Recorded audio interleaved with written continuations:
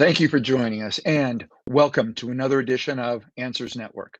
I'm your host, Alan Cardoza. And for those of you that have been listening, sending in questions and comments, thank you so much. And please continue to help spread the word that this show brings on special guests that can inspire, educate, and in some cases entertain, while bringing answers and options to making our lives happier, healthier, and more successful. And remember, if you can't listen live, go to our website at Answers Network and browse through a variety of heartfelt topics. And you can listen to this show as well at a later date. If you have somebody that you know that can benefit from this, let them know that they can go to the website, they can listen, and they may find something else that really helps them.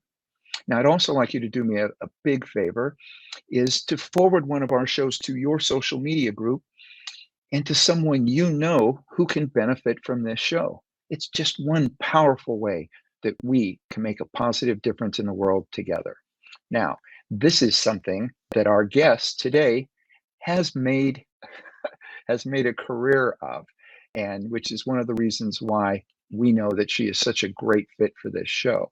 Our topic today is separation anxiety and back to school, facilitating a smooth transition. Our guest, Florence and Romano, is a child care and village advocate, as well as an author and philanthropist who has always had a special place in her heart for children. She worked as a child care provider for over 15 years and believes the key to a family's success lies in focusing on what she calls the trifecta: parent, child, and caretaker, working in unison towards common family goals. Now, Florence is also the co-host of the podcast Finger Painting the Future, and her YouTube series, Windy City Nanny, sheds light on the variety of childcare challenges we see across the country. She has been featured on over 400 national and local media outlets across the country, including ABC, CBS, NBC, and Fox TV affiliates, and so much more. In fact, yeah, there's more that we would use up half the show trying to talk about them. Now, her loyal followers on Instagram, Facebook, and YouTube have grown into a robust, engaged social media village of moms, dads, grandparents, aunts, uncles, and childcare providers that continues to grow larger each day. And before we get to the end of this show, I want you to make sure that you check out her Instagram page or go to her YouTube page and check these things out. Subscribe and know that you can follow and learn so much more. Florence was born and raised just outside of Chicago, and she earned a degree in performance theater at Bradley University in Peoria, Illinois. She served as president and founder of a nonprofit board dedicated to autism awareness, and now serves on the executive board of the Children's Research Fund at Lurie Children's Hospital, and is also a founding member. Florence, welcome to Answers Network. Thank you. What a beautiful introduction. I'm not worthy. Thank you so much. Well, the beauty of it is that one of the things that I do, as well as my wonderful producer, is we do our research, and maybe that's the detective in me. But I want everybody out there to know that it is very deserving, because there's just so many things that you're involved in that just fits perfectly with what we want to bring with this show. Is people that are making a positive difference in the world and doing so in so many different lives. So I think where I'd like to start, though, is that share a little bit about you and what you think brought you to become the person you are now. What are some of the things that happened when you were younger that you went, this is the choices that I'm going to make? Well, you had mentioned I was a nanny for over 15 years and I loved it. But, as Mary Poppins says, I stay until the wind changes. And the wind changed in my life, after that 15 years. And I went off to do other things, other entrepreneurial things that I'd always wanted to do, one of which included starting a digital content company. But at the same time I was doing that, I still wanted to stay connected to children. I still wanted to stay connected to families. And I started looking at the landscape of all of that. that. And I felt that there was a real disservice going on, that we weren't speaking to children about a very big cultural shift in our world Hmm. today, is that we have a lot of caretakers. The truth is over 65% of families in America today have a nanny or a caretaker or send their kids to daycare. And I think we saw during the pandemic how important it was that we were, well, how important daycare was, how important childcare was when it was ripped away from people. Hmm. So several years ago, I decided to write a children's book called Nanny and Me, and it was written from the child's perspective to help children understand what happens after you're cared for by your parents, then being cared for by a nanny or caretaker or another form of childcare. And that really started the movement for me in terms of advocacy. I wanted to be an advocate for childcare in America. I wanted to be an advocate for families. And you mentioned before this idea of the trifecta, being there for the parent, the child, and Hmm. the caretaker, and making sure that we were taking into considerations all the values that are attached to that. And so now, after I've spent all these years working with families, working with children, staying connected in that way, my second book is going to have to do with the village. I always Hmm. talk about the pillars of village, and I felt that we were also doing another disservice to our community by only talking about the village as it applies to families that have children. It was a great saying that Hillary Clinton said all those years ago, it takes a village to raise a child. But I decided that it was too vague. I decided it was too ambiguous. And I decided that I needed to cut it in half into it takes a village. And you hear people say that too. But no one gives you directions to the village. Right. No one tells you exactly how to build this village. There's no phone number to call. So I decided I wanted to be that phone number to call. I wanted to be the one to give directions to the village. And so now here I am, and that's my second book, which is really discussing what does the village look like? And if you don't have children, don't you deserve a village too? So it's the idea that Hmm. we all deserve to be part of a community, and that we play a role in other people's villages, and those people play a role in ours. And so that's really now started to marry all of my favorite things, children and parents and nannies and caretaking, and just truly people in general, making sure that they feel supported and loved and heard and understood. Well, one of the things that you talk about a lot is communication being the key, and that's something Mhm. that I promote as well. Um, Mhm. what are your key communication points? Because I know you talk about it on your podcast, you talk about Right. it in your books. What are some of your keys? Because again, it's something that I synergize with you as far as communication. Well, communication is key in kind of every circumstance. I would say that, growing up, and you were asking me before kind of what's shaped my life. I come from an old school Italian family. My grandparents, my mom's parents lived with us growing up, and it was wonderful, and it was big and loud and exciting. And everybody talked about everything all the time. And so I think I've always been a very good communicator, but I felt that in all relationships, whether romantic or otherwise, if the communication is an issue, there's going to be a breakdown. In friendships, I've seen that happen with myself too, and there's usually a communication problem.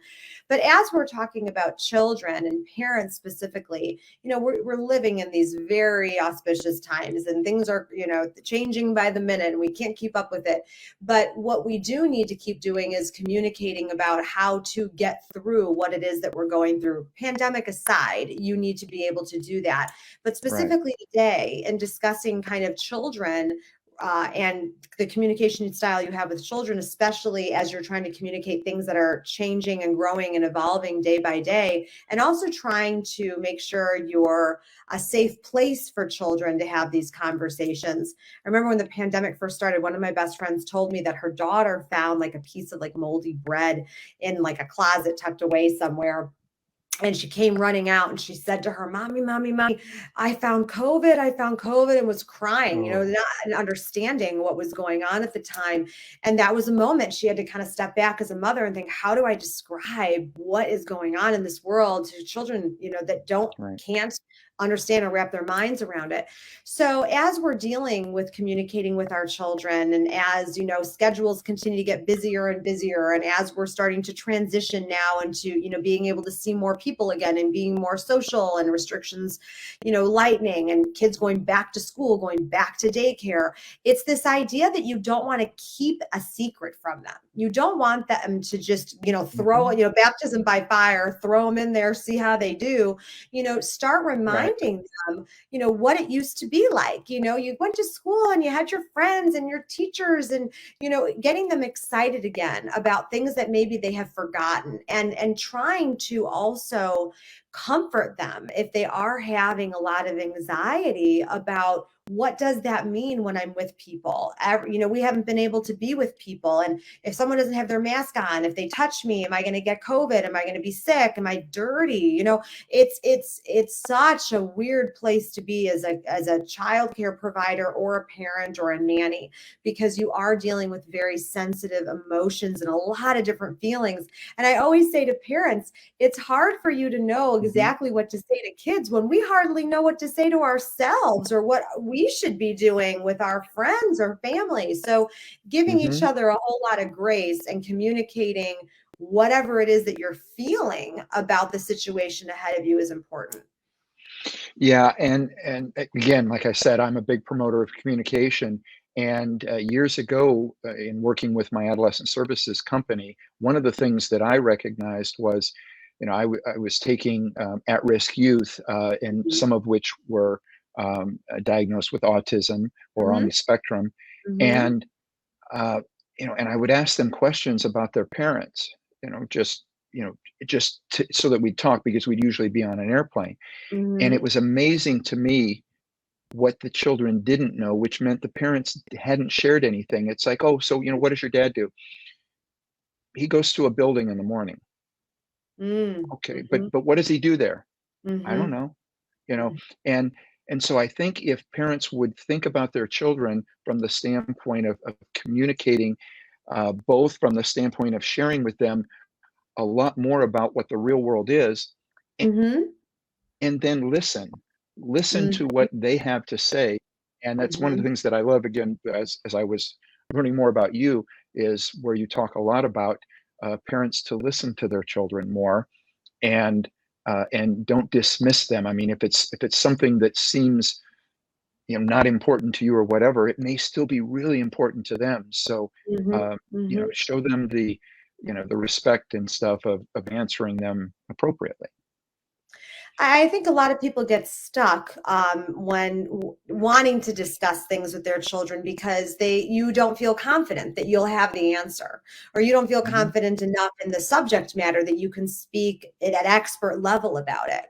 But one thing that I've noticed is that it's cool to see your parents, or it's cool to see whoever it is that's taking care of you, not always have the answer, because Hmm. it makes it more relatable when you see the nooks and crannies, that are not necessarily, solidified, or, have it figured out.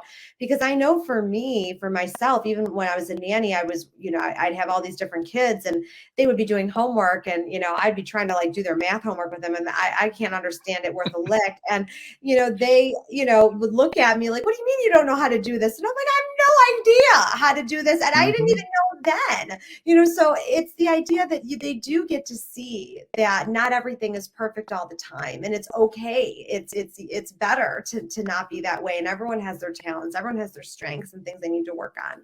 But the idea of listening to your children, I love that you said that, because we do need to. And this is where I think we get in trouble, and you working with adolescents, you'll understand this too.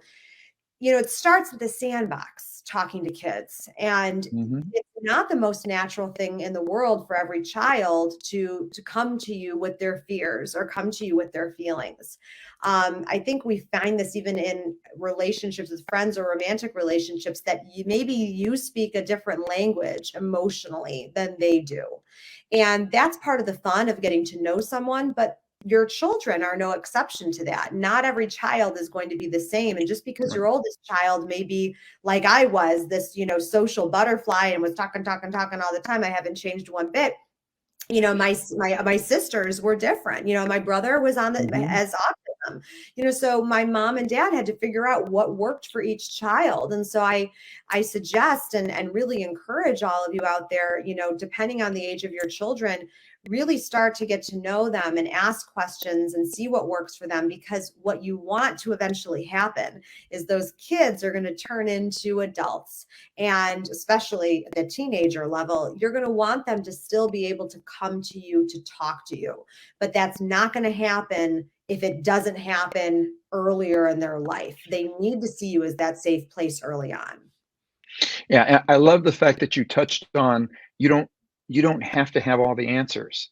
And I Right. think that too Mhm. many parents, freeze because they don't have the answer. Right. And how about the answer is, you know, I don't know that either. Why don't we look it up together?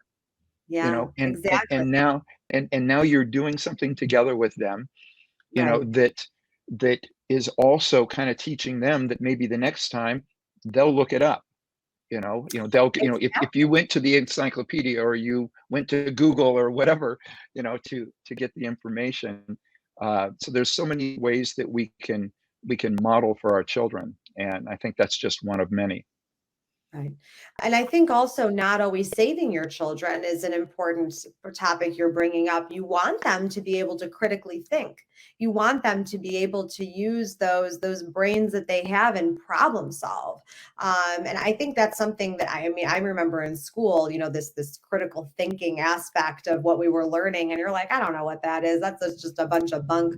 But now you realize how important that is, because your life is not going to get any easier as you get older. It's only going to get more complicated. There's only going to be larger problems you have to solve.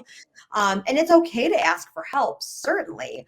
But you also have to believe in yourself enough that you can also sometimes be your own solution, or at least be able to get to a point where you understand so much of what's in front of you, and maybe you need to go somewhere else to get, across the finish line or whatever it is. There's no problem asking for help, but thinking that you are in any way absolutely incapable of fixing something or working through something, that's never a place we want our children to get to. We want to believe that they know that they're supported and they also are enough. When you just said that, we can't always rescue them, we can't always do that, Right. because they're going to have to learn on their own. Right. It reminded me of one of my own stories where I asked my dad something, and he went through these facial expressions, and he went, "Hmm, hmm, that's one of those big guy decisions you're gonna have to come up with on your own." And I'm like, "Really? All of that, and I get Yeah. figure it out yourself?" But I Right. did. But I did, You did. and I think that if parents sometimes would think about it, and, here I'm thinking that he's gonna have this incredible answer, but I think what he figured out was maybe he shouldn't solve that particular one. And I would love to know, what your father's thought process was in that, because that's such an expert move. I mean, what a great dad, that he was able to step back and say, this is my suggestion, and this is the advice you're looking for, and not necessarily an answer.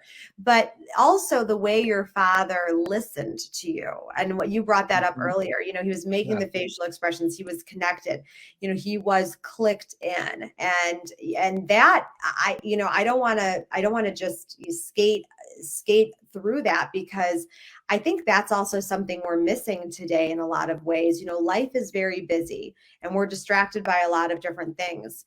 And getting someone's attention, knowing that they're focusing on you and they're really actively listening to what you're saying, you're talking and they'll be able to respond, or they're thinking through things, and they're not necessarily sitting there thinking about what they're going to say before you're done speaking. They're literally tuned in. I think we need to do more of that with our kids, because they do need to feel like they are heard. And, one important thing too is me saying all this has nothing to do with you agreeing with what your child's saying to you. It can be a give and take conversation. It could be a conversation you're even having about something that's going to end up with the child being punished in some sort of way because there was, something occurred in the household that, was against the household rules or, against your rules or values as a family. But it's this idea that you can still have a conversation and you're going to listen to everything each other says in a respectful way. Gosh, could you imagine if we as adults practice this more often? Because I think in today's world, we have a really hard time with our counterparts, even listening and Right. truly giving thoughtful responses. And the agree to disagree thing, gosh, I don't know the last time I think any of us ever Mhm. really did that, truthfully, because I don't, I think that's starting to be something of the past. Now it's you just better agree with me. And that's not how it goes. Oh, yeah, and, I think we could do a whole show on just that subject. I mean, Oh yeah, I that could is too. such a Oh huge god, yeah, huge yeah, that's a yeah, trigger button for me for sure. yeah, yeah. And who knows, maybe we should. Maybe we should do a whole Maybe subject we on that should. because Yeah, yeah, exactly. um, but one of the things, and I think even without COVID, and even without this sort of, you agree with me or, or Mhm. die, Yes. mentality This that's is that, that. that's Yeah. that's being put out there. As families, we were still getting busier. I mean, everything seemed to Right, get busier and busier. And right, I noticed from the standpoint of, coming from a time in which, we walked to school to now every child is driven to school and the parents park there and wait, until they come right, out. And so they're lined up around the school right, but, and then it's off to, it's either sports or it's music or debate team, whatever it is, it's everything is right, so busy. right. um, how, you know with all of this scheduling and all of this busyness, I mean, what do you feel parents can do to keep their lines of communication flowing and not turn it into where it's almost like a dictatorship of, okay, go do this, go do this, go do that. Communicate with their kids, but also schedule things in such a way and know that they're part of the schedule, not Mm. just, they have some input in that schedule. They're not just, um, you know, things that we're taking along and plugging in to go somewhere. How do you think that we can work with families in such a way that it can make their families flow better and they can feel happier and healthier about what they're doing? Well, to expand on what you said before about kind of re-entering society, if we're going to call it that, you want your kids to be a part of the conversation because, maybe they're just not up for being as overly scheduled as they were beforehand. And maybe that break during COVID let them see that there were certain things they learned that were positives, perhaps. One thing I'll bring up, that I've been forcing, parents, or not forcing them, encouraging them to think about is what did happen during COVID that positively affected your family. For example, maybe you had more family dinners and you never did that before because you weren't Hmm. home enough to do it. Maybe you got to kiss your kids goodnight and read them a book, or you got to see them in the morning for breakfast, or just check in during the day and feel more connected. So I do believe we can't have gone through all of this if we're not going, in vain. We need to have learned something from it. And Right. certainly there can be positive things we take. But, re-entering kind of this world again can be exhausting. It's maybe not necessarily the right time for everything just to go back to how it was. Maybe there does need to be some assessment and some adjusting or modification to schedules. And listen to your children when they say that they're tired, or that they, you watch what's going on in school. Are they struggling Hmm. academically, because they're too over committed extracurricularly? Maybe you want your kid to play piano, but maybe it really isn't a passion of the child. And after a certain point of trying, maybe allow them to Hmm. explore something else. To tell you just a little anecdote about that. So our very good family friend was my youngest sister's piano teacher, and she recently passed away. We adored her, but she was never my piano teacher. I had a different piano teacher, and I was very untalented, Alan. And so that piano teacher that I had took my mom aside at one point and said, I think Florence Ann's probably done. I think she should probably move on to something else. And, the truth is, my mom really wanted us to play an instrument. She wanted us to do that because she felt it was good for our development. And she wasn't wrong. But I just it wasn't part of who I was, and I was never going to be good at it, and I had no interest in it. So I think there comes a certain point that you can get your children to try something, but then you have to take your cues from them about whether or not it is a passion of theirs, whether or not they're interested in it, and give them an opportunity to explore other options, telling them that there's different things, if you want to dance, or you want to, kids are learning to cook these days, taking cooking classes, and there's different ways to challenge your children developmentally. And I think letting your children have a say in things they're interested in is important. Yeah, I couldn't agree more. We're going to take a break in a minute, but what I want to kind of lead into a question, because anxiety has become on it's, we now have anxiety on steroids. I mean, is what it's like. Right. So what I'd like to do when we come back, if you can talk a little bit about managing anxiety, because it's something, it's one of the questions that we get more than anything from parents that are asking us, how do you deal with this? And this was even before the pandemic. There was these questions, but again, now it's like it's on steroids. So we're going to take a break. But for everybody out there, stay with us. When we come back, we're going to talk a little bit more about how you can help manage anxiety that has been dumped on us at this time. So stay with us. We'll be right back. You're listening to Answers Network. Founded over 30 years ago to meet the needs of families in crisis, West Shield has continually focused on resolving issues that negatively impact families and businesses. Our signature therapeutic transportation service helps to ensure that adolescents in crisis are safely transported to specialized schools, programs, and treatment centers with unsurpassed experience and success. We are supported by our full-service licensed investigation agency that has legally, professionally, and compassionately located hundreds of runaways and teens. We are experienced and qualified to help, offering solutions which may include referrals to our international network of top professionals in the fields of educational consulting, psychology, psychiatry, and investigations. Simply put, West Shield Adolescent Services and West Shield Investigations are the best solutions when your family is facing a personal crisis. Call 1-800-899-8585, 24 hours a day, 7 days a week. That's 1-800-899-8585, or visit our website at westshield.com. Thank you. And we're back. Our guest is Florence Ann Romano, and our topic today is dealing with separation anxiety and getting back to school, facilitating a smooth transition. And one of the things that I like that Florence talks about is building your village.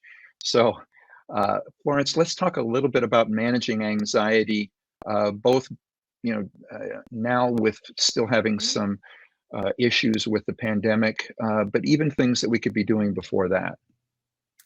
I like that you said, pandemic aside, because I feel like, anxiety is here to stay. We're never not going to be anxious about something. That's not something that was birthed from a pandemic, but certainly you're anxious about different things. And I think we as a society hopefully are starting to get to the point where we're not as anxious anymore about everything. But there was a time where everyone was scared about every single thing that was going on. You were scared to even touch your groceries. Do you remember that? Oh my God, get something in your house, have to wipe it down. We're spraying them. Spraying them and spraying people. It's like crazy. We've come so far, but the truth is the foundational elements and tools of anxiety and managing that should always apply no matter the situation. But for example, we really want to teach our children to engage in solution-focused thinking and, mindful acceptance and balancing all of these different emotions that you're feeling. But the first thing I want to say, and I know this might sound, very sophomoric, I suppose, but I think it's important, is actually identifying what is making you anxious and what that feels like in your body. How does that manifest for you? The way I feel anxious is not the way everybody does. I know how I react. I know myself well enough to know that. But a child's still trying to figure that out. Is still trying to figure out, what is that feeling that I get? And the best example I can give it is this. I was talking to one of my kids' friends at one point, and she was telling me how anxious she was about things at school. Now, she didn't use the word anxious. She said that I get nervous about, when I have to talk in front of people, or, when I have homework to do that I don't get it. But she was trying to figure out how to explain to me what anxiety was. And she said that, her hands, would get a little shaky. And so then I started to see what she was doing. I started to see she was explaining how she was feeling, but didn't know a word to assign to it. So I started to ask her more questions about how she was feeling. I said, I remember when I was younger and I had a project that was due the next day, and I totally forgot about it, and my face got all red and I kind of got all cold, and I started to, my heart was beating so fast, and I actually started to get mad when I was talking to my mom because I was so nervous about it. And as I was explaining this, she was like, yes, that's it, that's how I feel. And that, and so we started talking about what anxiety is and how to manage that, and taking a deep breath and stepping away from the situation and asking for that help. In that moment where you see your child start to spin out, you want to get down there on their level, and you want, even if that means getting down, and sitting on the floor with them and saying, you're going to take 5 breaths together. You are not alone. I'm going to help you. We are going to figure it out. Don't meet the crazy with crazy. There has to be a calming source. And if also you don't have someone around to calm you, self-soothing is a very important skill that we need to learn.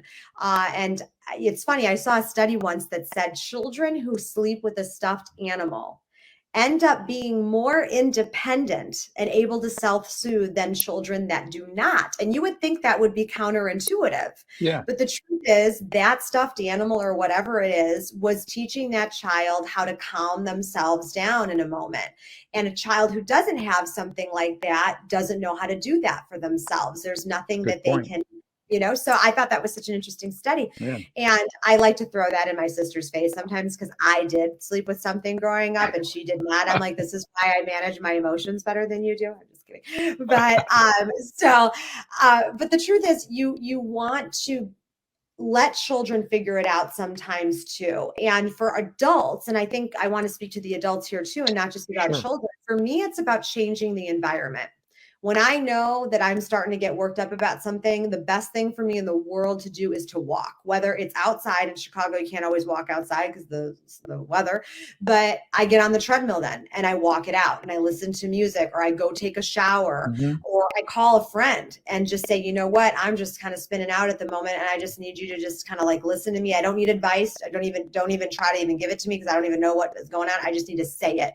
So I've learned what works for me in that way, but the only way I've learned that is through trial and error and allowing myself to figure that out. And we need to allow our children the opportunity to figure that out too, about what works for them. Yeah, I could not agree more. We have a question that's coming in, and again, I want to thank those that take the time to do this. This one says, I love the words of build your village, let love in. There is such a need to return to the premise for living life. As a school counselor, I can relate to the enormous amount of anxiety our children and their families are experiencing. I've also been working directly with parents and searching for inspiring books to recommend. I am very much looking forward to this interview, as we need to revive in our children the value of creating caring relationships that last a lifetime. And this is from Paula in Nevada. Oh, Paula, what a beautiful note. Thank you so much for submitting that. I couldn't agree with you more. And you're doing the real work there, girl. You're, oh God, you're dealing with, doing a school counselor and all sorts of emotions there and managing those things. And that's a huge accomplishment. But this idea though about building your village and letting your love in and everything, like you mentioned, Paula, it is about really the quality of the people we have in our lives and not the quantity, and also figuring out who we need to be supported. And in the book, in my book that will be coming out next year, when I talk about these villagers, I actually cast the villagers in your life much like you would a play or a movie. It's these people that play a role in your life, but also let you do a lot of internal exploration about who you are in other people's, and also figuring out what's missing from your life and who you need and what you need. And it's this idea that we shouldn't feel ashamed for needing a community, but it's about finding the right people to be in that community, the right people to support you. And it's not always the people that are going to agree with you. It's not always the people that are going to be the same background as you, same value system as you even. All of these people play a different role and are in your lives for different reasons. I always relate it to friendships. All of my friends that I have are my friends for different reasons, and they are in my life for specific reasons in terms of communication. I don't always call the same person for every problem. Sometimes I know I need to go to someone else that, this friend than that friend, because I know that that's going to be who's going to give me the advice I need, or who's not going to coddle me, who's going to slap me back into focus, or whatever it is. So I think it's this idea that, like Paul is talking about, building these very deliberate villages, building and choosing these people. It's a very, very important part of our life. And it's not always consistent. People come and go in your lives too, and these villages will change and look and feel different. But the idea behind it, the reason we do it, is because we as a society do thrive on community and friendship.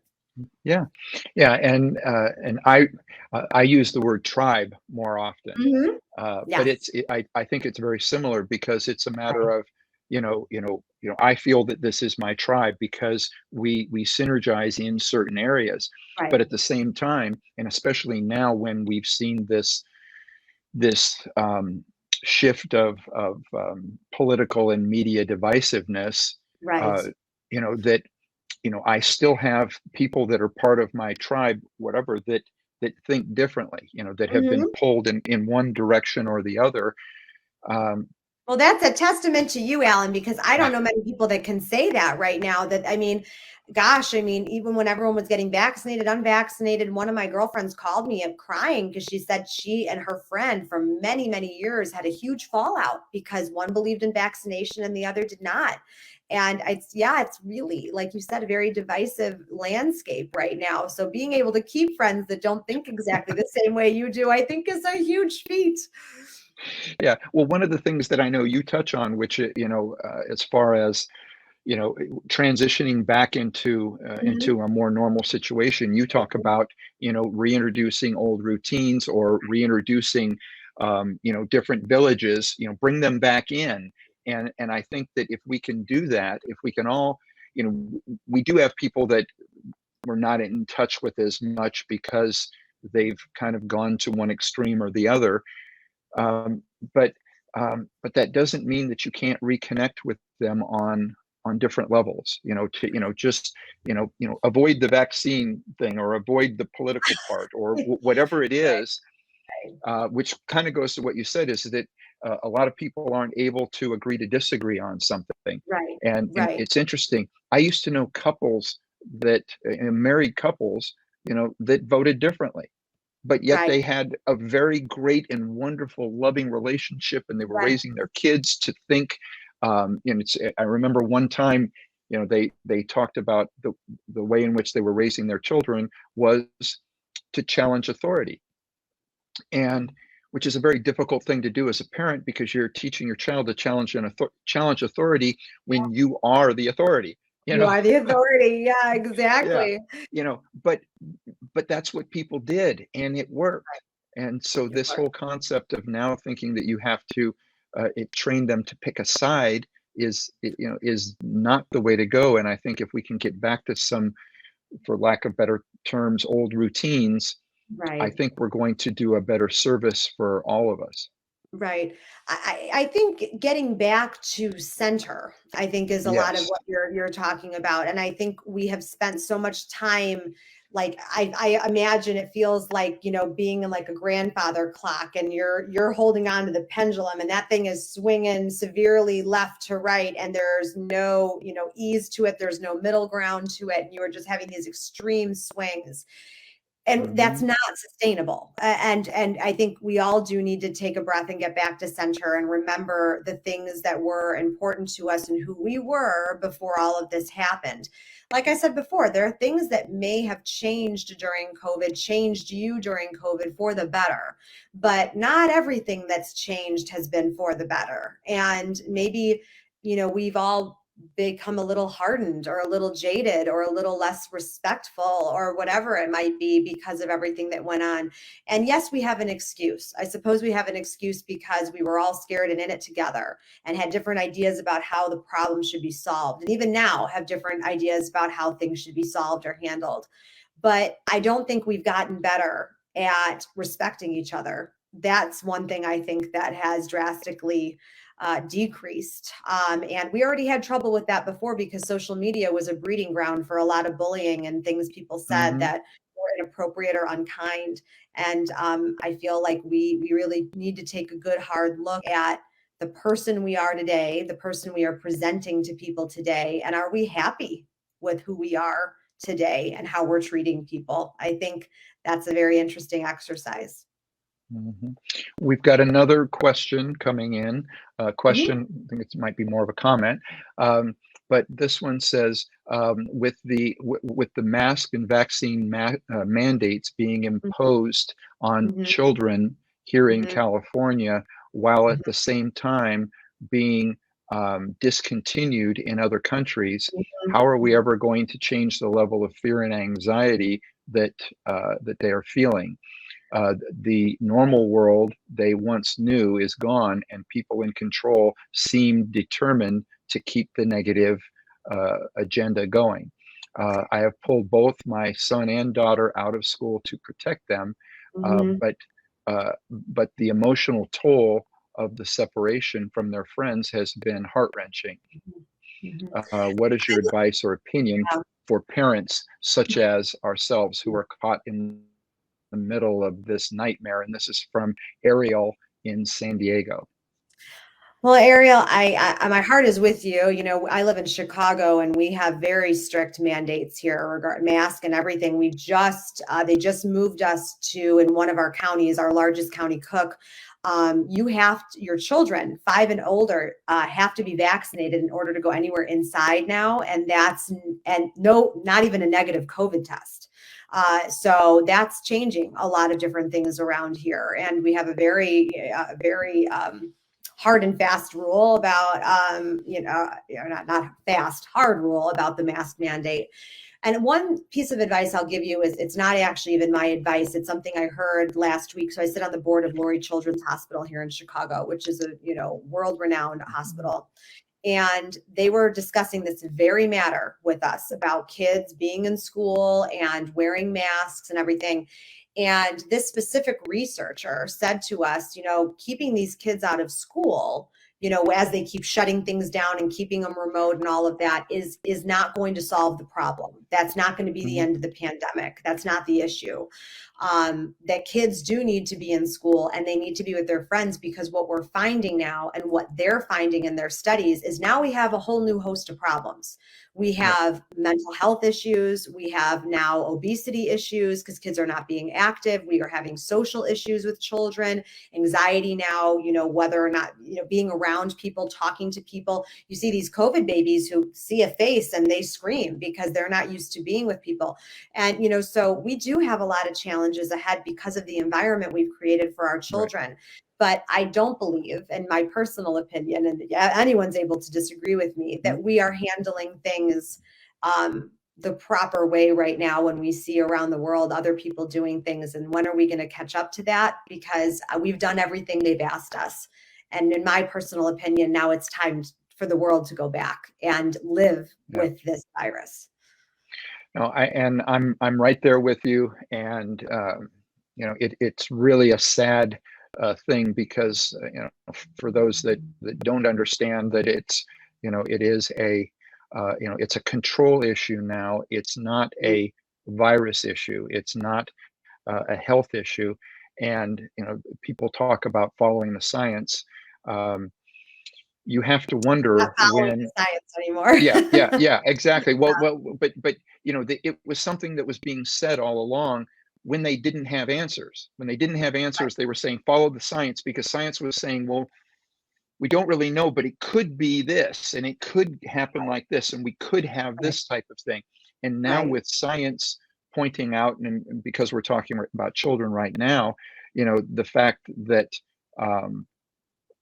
that it is less dangerous. This particular variant is less dangerous than the normal flu that people have had for hundreds of years. It's less dangerous, but yet so there isn't really an answer other than the fact that it's a control issue. But we need people to stand up. Don't continue to follow. Again, kind of what we said before, like you should be training your kids. Challenge authority. It's hard to do when you are the authority, but teach them to challenge authority. But you have to challenge authority as well if they're going to do it. And anyway, it's. No, I agree with you, Alan. I was just going to say, watching all of this unfold from the child's perspective. And, I live in Chicago, where you see us on the news all the time for a lot of things that are not great. And, the teachers union, they had this whole, they kept the kids out of school for a few days while they were trying to negotiate. And even our mayor, who I hardly agree with, she was upset about them keeping the kids out of school, though, which I did agree with that. And I always would say during all of this, once the kids went back to school, which it always puzzled me. And that's why I knew it had nothing to do with resources or anything like that. I went to Catholic school basically my whole life, private Catholic school. And if anyone knows anything, these are schools that suffer in terms of resources. They're not public schools who are funded. And I saw these private schools go back, and they have never shut their doors once since those kids went back to school last year. And we saw in the public school system in Chicago, shutdown after shutdown after shutdown, and remote learning and this, that, all.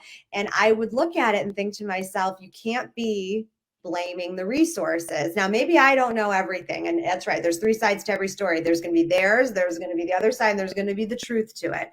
But I did see a big disconnect there, because why could the protocol that was working for these other schools work?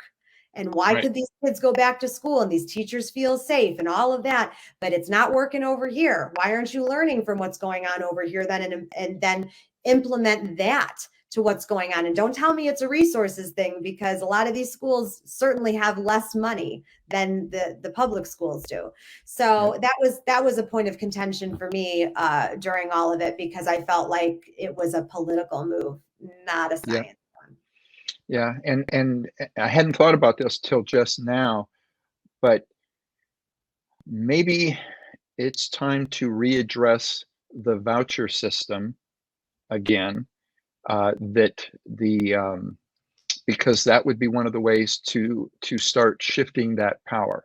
Because if you have the voucher system, you're going to take money away from those that are making decisions that aren't necessarily in the best interest of our children, and shifting it to where your choice is either shift to a level in which you want to support our children properly, or you're going to continue to lose funding.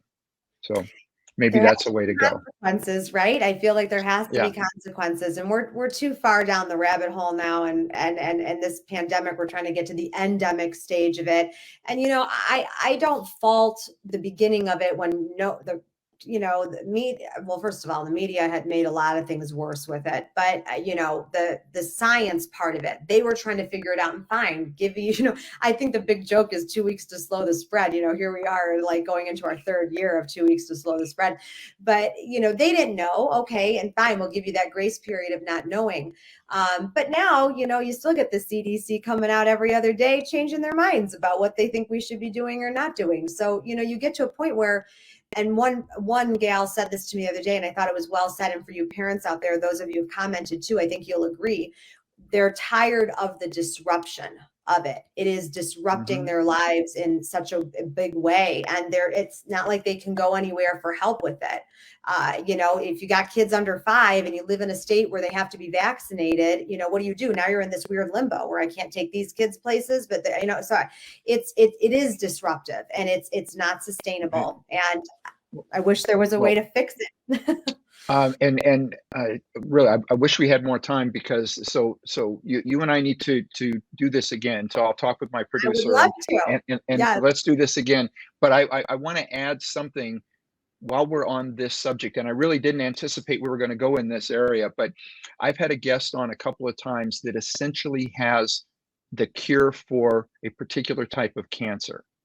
Oh. And that cancer. And it has to do with 2 different things. So it has like a blue light thing, and then something else that allows them to target the cancer so that it doesn't destroy the rest of the body. So this is brilliant. So I've had him on a couple of times over the last 5 years. Okay.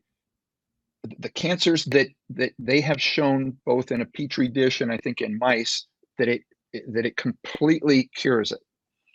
Wow. They can't get to the human testing and stuff. They're now about at least 5 years into this, but there's over 600,000 Americans that die every year of this cancer. And yet there is no fast track for that. But right. Yet they were able to fast track a vaccine that we don't necessarily know what's going to happen. But they say with this cancer thing, well, you need to do more research. You need to do more of this. You need to do more. You need to do more. And there is no fast track for it. And so they believe that there are another 5 to 8 years until they're going to be able to get approval. That's 600,000 people a year that are going to die. So if this whole vaccine thing really had to do with saving lives, wouldn't you do that one also? Wouldn't you fast track that? I see your point. I definitely do, especially sitting on, a board that has to do with pediatric research. We see how complicated the approval process is, certainly for different trials and things like that. But it's certainly not fair. That's what I'll say, Alan. I think it's definitely not a fair world. And I think the medical world, I think, is just as frustrated. Those researchers out there who are trying to do all this work and get grants and approval and FDA and all that sort of thing. It's not fair. And I don't know that that's ever going to be a fair process. All right. So how can people get in touch with you? How can they reach your podcast, your Instagram? What is the best way for them to stay in touch with you, so when the next book comes out, they're already in position to get it? Please visit me on my website, florenceanromano.com. Visit me, again, Florence Ann Romano on Instagram. I answer every DM. If I can ever help you in any sort of virtual way, I'm here for you. I know these are times of crisis in many different ways. And if you need a shoulder, I'm happy to be there for you. I have lots of blogs on the website that address a lot of the topics we talked about today and more. But yeah, stay tuned. I'll be talking a lot within the year of this next book and what to expect from it. That's great. Thank you so much. And if for those of you that are driving, we will have all of those. Don't feel like you had to try to write that down. We'll have all of that on the answers.network website for you. Florence, thank you so much. Thank you, Alan. It was a pleasure. All right. And for everybody out there, please visit our archives of past interviews at answers.network, or you can subscribe to the show through whatever platform you listen to podcasts on. But if you like what you hear, please leave a review, because it helps us reach more people. And I want you to know we greatly appreciate it. For everybody out there, be good human beings, and be with us again next week on Answers Network. Hello, I'm Marty Cove. You might remember me from roles such as Sensei in the Karate Kid films. I've done over 100 films and countless stunts in my career, and I've always given 100%. With the damage done to my body over time, I needed to find relief from my chronic pain. My passion for health and fitness drove me to find a natural way to combat muscle pain. Teaming up with doctors, detectives, and a compounding pharmacist, we've created Marty's Cobra Cove Ultra Strength CBD Cream. It's the only thing that has been strong enough to knock out my pain, and fast. Honestly, you may have tried the rest, but it's time to try the best. It's legal, it's safe, and 100% effective.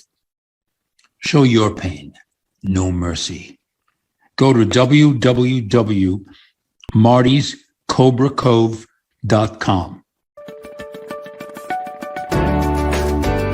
You're listening to Answers Network with Alan Cardoza, only on LA Talk Radio.